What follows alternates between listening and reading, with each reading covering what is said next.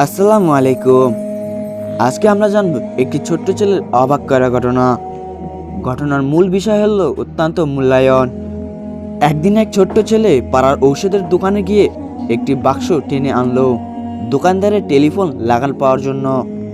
তারপর সে বাক্সটির ওপর উঠে দাঁড়ালো এবং টেলিফোনটি হাতে নিয়ে একটি নাম্বারে ডায়াল করলো।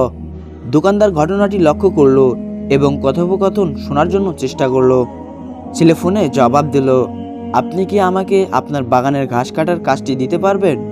মহিলা ফোনের অন্য পাশ থেকে আওয়াজ দিল, ইতিমধ্যে বাগানের ঘাস কাটার জন্য একজন কর্মচারী আছে।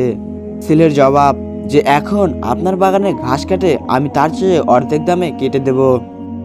মহিলা জবাব দিল, যে এখন আমার বাগানে ঘাস কাটে আমি তার কাজে খুবই সন্তুষ্ট।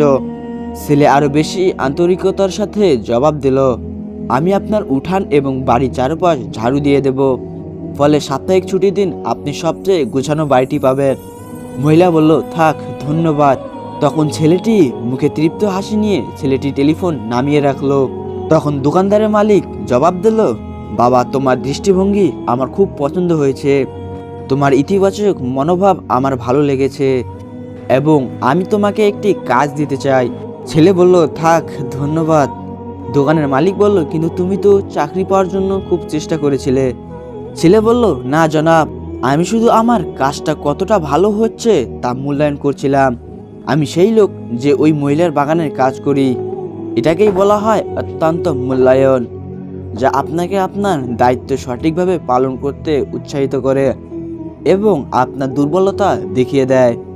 পবিত্র কুরআনে বলা হয়েছে, যে কেউ সৎকর্ম নিয়ে আসবে সে উৎকৃষ্ট প্রতিদান পাবে এবং সে সেদিন তার গুরুত্বপূর্ণ অস্থিরতা থেকে নিরাপদ থাকবে।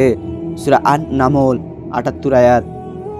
তো বন্ধুরা, আজকে এটুকুই ছিল। তো আমরা ভিডিও থেকে কি শিখতে পারলাম তো কমেন্টে বলে যাবেন। তো দেখা হবে নেক্সট কোনো ভিডিও নিয়ে। খোদা হাফেজ।